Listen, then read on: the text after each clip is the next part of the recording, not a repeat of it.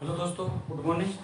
हम भारत की नदियों के बारे में चर्चा कर रहे थे। हमने भारत की जो नदियां हैं उसमें गंगा है, सिंधु है, इन नदियों के क्रम के बारे में चर्चा कर ली थी। अब हम इसके बाद में आती है ब्रह्मपुत्र नदी है, इसके बारे में चर्चा करते हैं कि जो ब्रह्मपुत्र नदी है इसका उद्गम स्थान कौन सा है और कौन से स्थान पर ये हमारी आती है। ठीक है, तो ब्रह्मपुत्र नदी है, ये सर्वप्रथम बात करते हैं कि नदियों में या उत्तरतम भारत की जो नदियां हैं उनकी अगर बात करते हैं तो सबसे बड़ी नदी है। ठीक है, इसकी क्या सबसे बड़ी नदी है। पहले ब्रह्मपुत्र नदी का क्या है, उद्गम स्थान की बात करेंगे। कौन सी है, उद्गम, यानी इसका जो उद्गम है, यानी यह जो ब्रह्मपुत्र जो नदी है वो कहाँ से निकलती है। हमारी ब्रह्मपुत्र नदी है, इसका उद्गम स्थान कौन सा है, तो ये कौन सा, वही है तिब्बत का पठार है, मानसरोवर झील है। तिब्बत के पठार के मानसरोवर झील से क्या है, इसका उद्गम होता है। तो पहला लिखते हैं इसका उद्गम तिब्बत का पठार या मानसरोवर।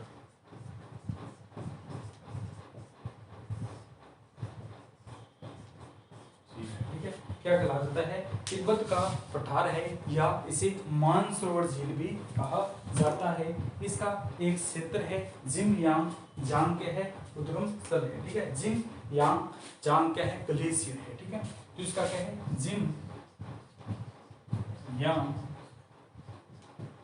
जांग। ठीक है, चाइनीज सा नाम है इसलिए तिब्बत का जो क्षेत्र है अपने आप याद हो जाएगा कि अगर बात करते हैं उद्गम की, तिब्बत के पठार है मानसरोवर झील के जिनयांग जांग के है, ग्लेशियर है, वहां से इसका क्या है, उद्गम होता है। तो ब्रह्मपुत्र नदी का उद्गम की अगर बात करते हैं तो ये किस प्रकार से उद्गम होती है, तिब्बत का पठार मानसरोवर झील जिनयांग जांग या कई बार चिंगयांग जांग भी कहा जाता है, यहाँ से क्या है उद्गम स्थान इसका देखने को मिलता है। यह किस प्रकार की है, यह अंतरराष्ट्रीय नदी है। अगर बात करते हैं ब्रह्मपुत्र नदी है, ये किस प्रकार की है, अंतरराष्ट्रीय है।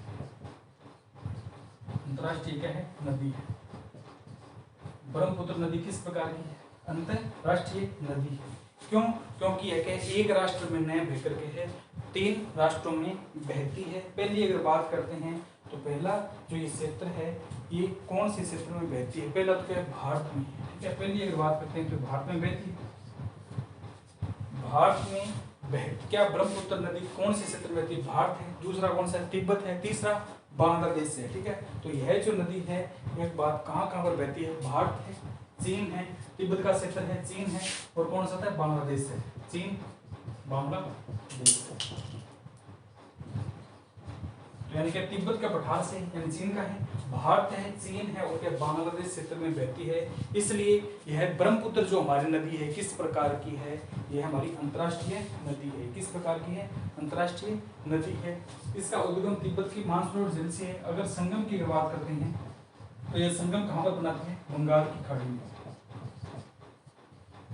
बंगाल की खाड़ी में ये क्या संगम कहाँ पर से लेकर जाती है, अपना पानी की अगर बात करते हैं ब्रह्मपुत्र जो नदी है अपना जो पानी है वो कहाँ पर लेकर जाती है, बंगाल की खाड़ी में है। ठीक है, बंगाल की खाड़ी में ये क्या अपना जो पानी है वो लेकर जाती है। इस नदी की अगर हम बात करते हैं, यह नदी है, इसकी कुल लंबाई है। ठीक है, इसकी कुल लंबाई की अगर बात करते हैं तो 2900 किलोमीटर है। कुल लंबाई कितनी है इसकी,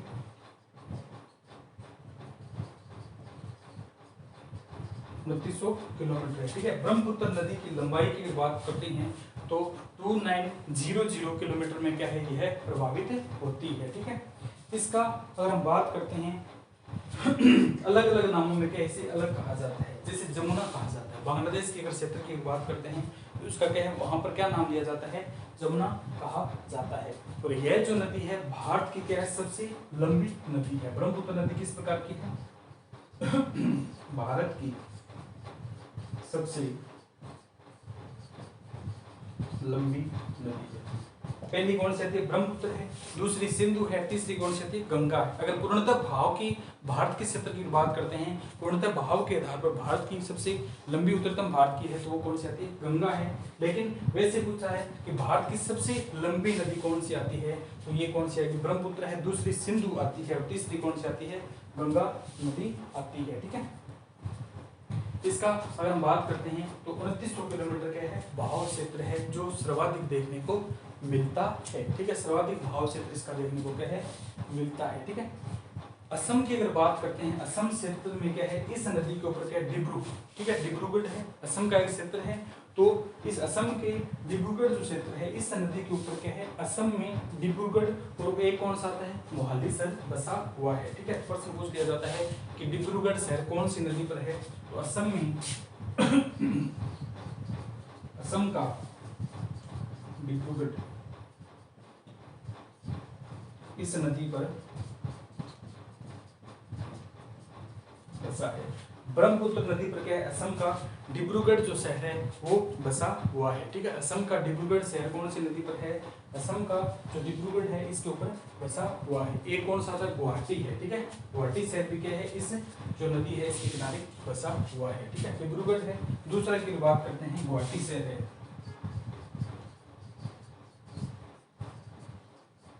ये जो दोनों शहर है ये हमारे ब्रह्मपुत्र जो नदी है इसके ऊपर क्या है, बसे हुए हैं। अब इस नदी की अगर बात करते हैं तो इस नदी की अलग अलग जगह पर क्या है, अलग अलग नाम दिए गए हैं। इस नदी जो ब्रह्मपुत्र नदी बहती है इसके विभिन्न जगहों पर क्या है, अलग अलग नाम से इसे जाना जाता है। तो तिब्बत की अगर हम बात करते हैं तो तिब्बत में इसे सांगपो कहा जाता है। तिब्बत की अगर बात करते हैं इसके क्या है, विभिन्न नाम है और क्षेत्र है, ठीक है, यानी नाम है और कौन सा क्षेत्र है, किस क्षेत्र में किस नाम से जाना जाता है। पहला अगर बात करते हैं सांगपो है, यानी शुद्ध पानी का भाव रखने वाले सांगपो। तिब्बत में, तिब्बत क्षेत्र में इसे क्या कहा जाता है, सांगपो। तिब्बत क्षेत्र के लोग जो है ब्रह्मपुत्र नदी को सांगपो नदी के नाम से जानते हैं। किस नाम से, सांगपो नदी के नाम से जानते हैं। और अरुणाचल प्रदेश का जो क्षेत्र है, अरुणाचल प्रदेश के लोग हैं इसे दिहांग के नाम से जानते हैं। ब्रह्मपुत्र नदी को अरुणाचल प्रदेश में किस नाम से जाना जाता है, दिहांग है। दिहांग कहाँ का है,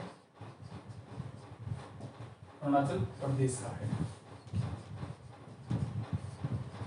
अरुणाचल प्रदेश में इसे किस नाम से जानते हैं, दिहांग है। सांगपो तिब्बत का जो क्षेत्र है उसमें इसे सांगपो कहा जाता है। दूसरा क्या है, अरुणाचल प्रदेश में इसे दिहांग के नाम से जाना जाता है, ठीक है। और असम का जो क्षेत्र है, असम में भी इसे किस नाम से जाना जाता है, दिहांग है। तो असम का एक विशेष क्षेत्र है, उसे उसमें इसे ब्रह्मपुत्र या दूसरा क्या दिहांग के नाम से जानते हैं। तो तीसरा दिहांग है, कहाँ पर है, असम में। असम में भी इस नदी को या तो ब्रह्मपुत्र लोकल नाम है इसका, या अगर वहाँ का क्षेत्र विशेष के नाम करते हैं तो वहाँ पर इसे दिहांग के नाम से जाना जाता है।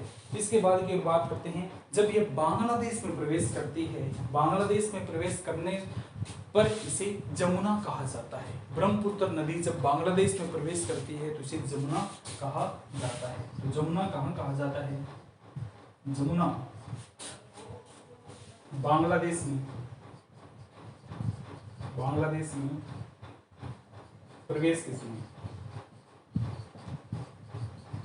जब बांग्लादेश में यह प्रवेश करती है, एंट्री करती है, तो उस समय इसे क्या कहा जाता है, जमुना के नाम से जाना जाता है। जमुना किसका नाम है, ब्रह्मपुत्र का नाम क्या है, जमुना है, ठीक है। जब बांग्लादेश से यह निकल जाती है बाहर की तरफ है, यमुना कदवा बनाई थी, तो जब ये बांग्लादेश से बाहर की तरफ निकलती है तो इसे किस नाम से जाना जाता है, तो बांग्लादेश से बाहर निकलने के उपरांत इसे मेघना कहा जाता है। तो पांचवा कौन सा आता है, मेघना है। अभी पढ़ के दूंगा उसकी साइड में, मेघना है।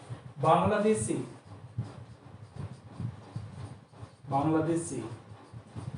बाहर निकलने पर, तो बांग्लादेश से जब ये बाहर निकलती है तो उस समय इसे मेघना कहा जाता है। उस समय इसे किस नाम से जानते हैं, मेघना के नाम से जाना जाता है, ठीक है। असम की अगर हम बात करते हैं तो असम में इस पर डिब्रूगढ़ को गुवाहाटी बसे हुए, डिब्रूगढ़ व गुवाहाटी है। असम में इस नदी के ऊपर डिब्रूगढ़ है और क्या गुवाहाटी जो शहर है वो बसे हुए हैं। डिब्रूगढ़ और क्या गुवाहाटी शहर बसे हुए हैं, ठीक है।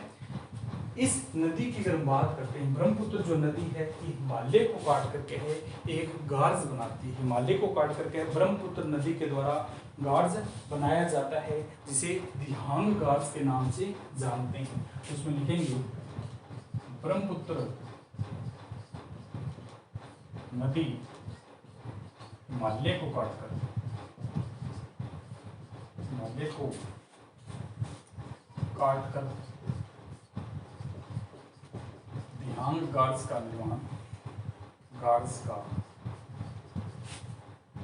निर्माण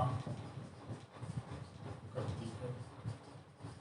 पूछ लिया जाता है निम्न में से वह कौन सी नदी है जो हिमालय पर्वत श्रेणी को काटकर एक गार्स बनाती है जिसे दिहांग के नाम से जाना जाता है और ब्रह्मपुत्र है। ठीक है, अब ब्रह्मपुत्र जो है इसकी सहायक नदियां हैं। ठीक है, ब्रह्मपुत्र जो नदी बहती है इसकी जो सहायक नदियां हैं वो कौन कौन सी है। ठीक है, सहायक जो नदियां हैं इसके बारे में देखेंगे कि है जो मुख्य इसकी क्या है, सहायक जो नदियां हैं वो कौन कौन सी है। तो सांगपो, तिब्बत में ब्रह्मपुत्र को सांगपो कहा जाता है।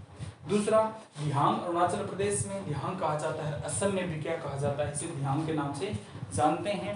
और इसके बाद में क्या है, जमुना, बांग्लादेश में जब ब्रह्मपुत्र नदी प्रवेश करती है तो इसे जमुना कहा जाता है। और यह बांग्लादेश से बाहर निकलती है तो इसे, बांग्लादेश के बाहर निकलने के बाद इसे क्या कहा जाता है, इसका एक नाम दिया गया है जिसे क्या, मेघना कहा जाता है। यानी यमुना प्लस क्या है, पद्मा जब संयुक्त रूप से आगे की ओर प्रभावित होती है तो इसे क्या कहा जाता है, इसे मेघना कहा जाता है। ठीक है, इसकी ब्रह्मपुत्र की कुल लंबाई की बात कर 2900 किलोमीटर है। 2900 किलोमीटर भारत की सबसे अगर लंबी नदी की बात करते हैं तो यह आती है। भारत की अगर इसमें लंबाई की अगर बात करते हैं कि भारत में इसकी लंबाई कितनी है, टोटल तो इसकी क्या 2900 है, लेकिन अगर भारत की बात करते हैं, भारत में इसकी लंबाई कितनी, 885 है। भारत में इसकी लंबाई है वो कितनी देखने को मिलती है, 885 है। इससे पहले सिंधु का हमने देखा था तो 992 थी। और इसके बाद हमने गंगा का देखा था कि गंगा की भारत में लंबाई कितनी थी, 2415 है। 2525 कुल थी, लेकिन भारत की लंबाई की बात करते हैं तो 2415 है। इसकी अगर बात करते हैं तो कुल लंबाई तो 2900 है, लेकिन भारत की लंबाई की अगर बात करते हैं तो 885 किलोमीटर है। भारत में इसका भाव क्षेत्र है। यह अंतर्राष्ट्रीय प्रकार की नदी अंतर्राष्ट्रीय क्षेत्र में बहती है। इसका जो निकास है वो बंगाल की खाड़ी में अपना भाव क्षेत्र है, वो लेकर चक पानी वहां गिरा देती है। तो इसका निकास क्षेत्र कौन सा है, बंगाल की खाड़ी में इसका क्या है, निकास होता है। ठीक है, तो इसके क्या है, विभिन्न नाम दिए थे अरुणाचल प्रदेश में। अब इसकी सहायक नदियों की बात कि ब्रह्मपुत्र जो नदी है इसकी सहायक नदियां कौन कौन सी है, इसकी मुख्यतः सहायक नदियों के बारे में हम क्या है चर्चा करेंगे। तो ब्रह्मपुत्र नदी है, इसकी मुख्य सहायक, वैसे तो बहुत ज्यादा, लेकिन मुख्य जहाँ से क्वेश्चन पुट होते हैं वहां कर बात कर लेते हैं। मुख्य मेन आ जाएगी इसकी सहायक नदियां हैं। ब्रह्मपुत्र की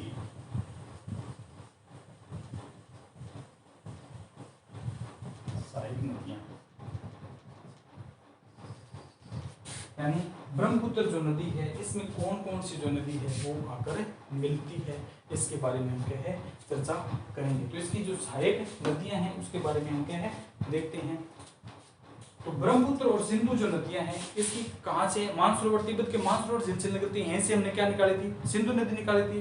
तो सिंधु और जो कौन सी होती है ब्रह्मपुत्र, ये उद्गम के एक स्थान से होती है, लेकिन दोनों के हैं विपरीत दिशा में भाव क्षेत्र होता है। ये बात थोड़ी सी ध्यान में रखता कि सिंधु वह ऐसी कौन सी नदी है उत्तरी भारत की जो जिसका उद्गम स्थल तो क्या है समान है, लेकिन दोनों का भाव क्षेत्र एक दूसरे के विपरीत है। तो सिंधु और ब्रह्मपुत्र है, इनका उद्गम स्थान कौन सा, मानसरोवर झील है। वही तिब्बत के मानसरोवर झील से इनका उद्गम होता है। लेकिन अगर हम बात करते हैं इनका भाव क्षेत्र है, एक तो इस तरफ जाती है, एक इस तरफ जाती है, दोनों के अपोजिट भाव क्षेत्र की नदियां हैं। ये थोड़ा सा ध्यान में रखना कि ये दोनों जो नदियां हैं उद्गम स्थान तो क्या है एक ही है, लेकिन यह चलती क्या है एक दूसरे के अपोजिट है। अब हम देखते हैं इसकी सहायक नदियां हैं। ठीक है, तो इसकी क्या है सहायक नदियां हैं। ठीक है, तो इसकी एक ट्रिक है, दिलों में सुस्ती।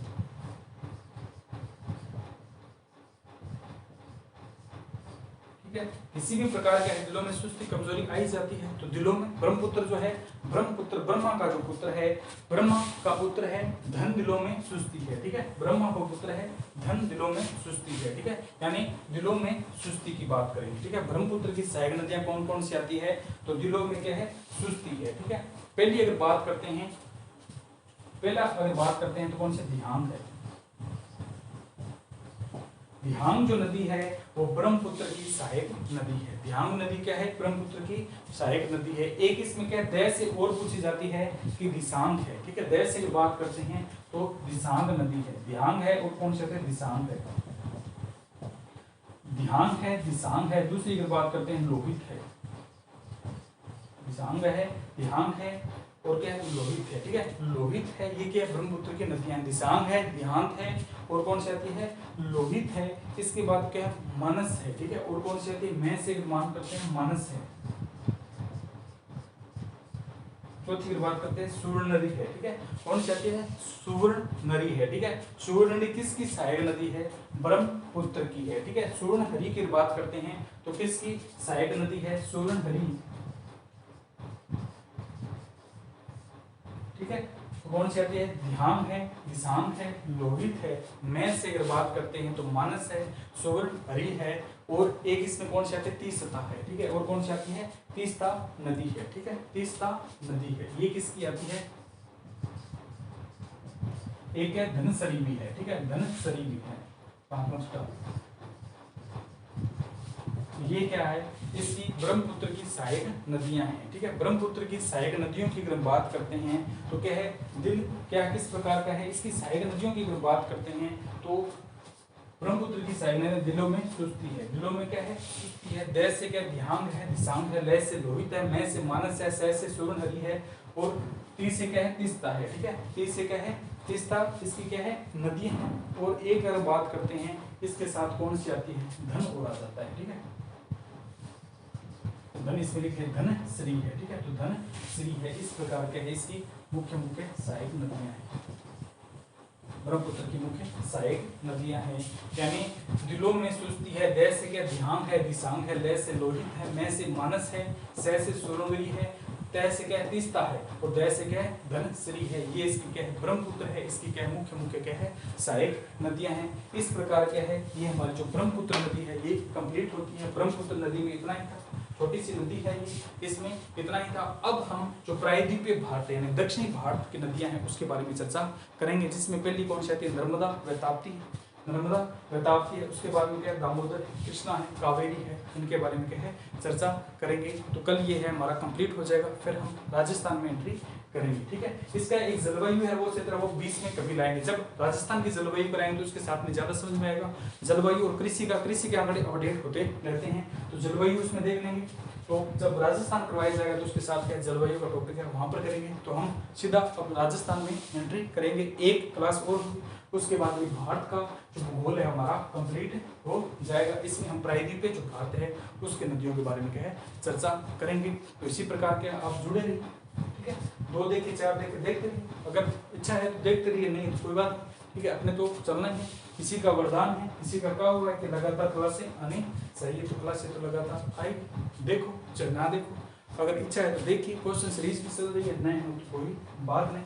तो हम ये ब्रह्मपुत्र नदी ये कंप्लीट होती है। कल हम क्या है जो दक्षिणी भारत या प्रायद्वीप भारत की नदी हैं उसके बारे में चर्चा करेंगे। तो ओके दोस्तों, थैंक यू।